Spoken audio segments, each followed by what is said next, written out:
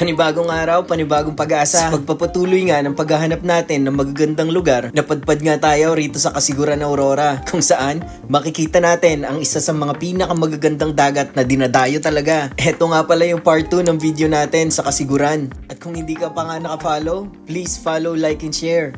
At para naman kahit papano, maaksaya yung konting oras mo. Ano pang hinihintay mo? Tara, samahan nyo kami.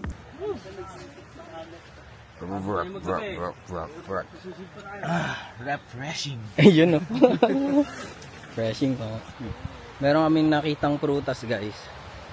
Hindi ko alam kung nakakain to or hindi. So,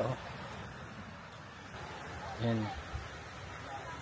Hindi ko alam kung nakakain to. Napitas lang namin dun sa may bakawan. Testingin mo nga, Heinz.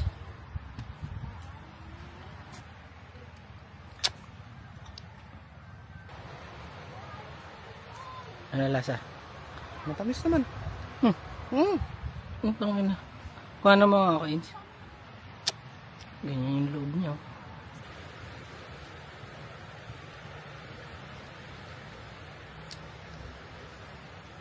Ang dulas.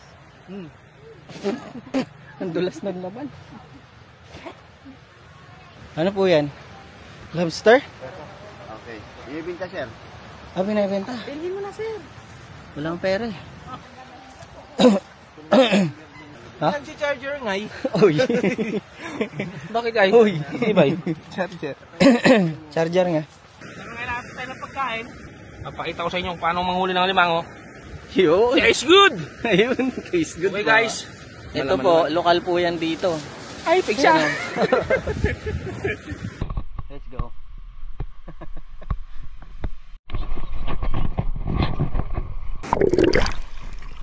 Uy!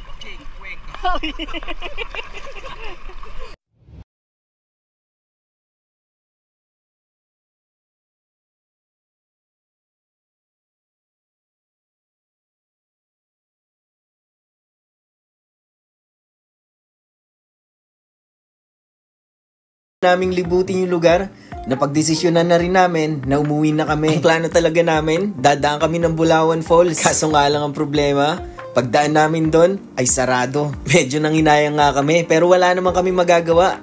Kaya napagdesisyonan namin na sa Dinadjawan na lang kami dumiretso. At dito nga sa Kasiguran, marami kang madadaanan na nagbebenta ng isda. Bumili na nga rin kami at para doon naman ang halian. Grabe yung araw na to, ang dami nangyari. Pero masaya naman. Sabi nga nila, yung biyahe ang pinakamasarap. Not the destination, but the journey. Siya nga pala, gusto ko lang din kunin tong pagkakataon na to para magpasalamat sa lahat ng taong sumusuporta at hindi nagsasawang maniwala Dumaan sa muna kami atin. rito sa Dinadjawan side trip.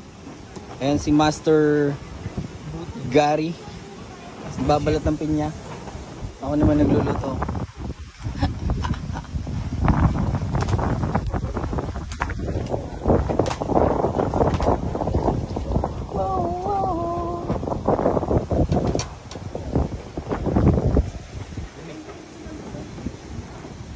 Pagkatapos nga namin magpahinga at mananghalian, dumiretso na rin kami pa uwi. Maraming salamat sa panonood nyo. Ride safe, keep safe. Yun lang!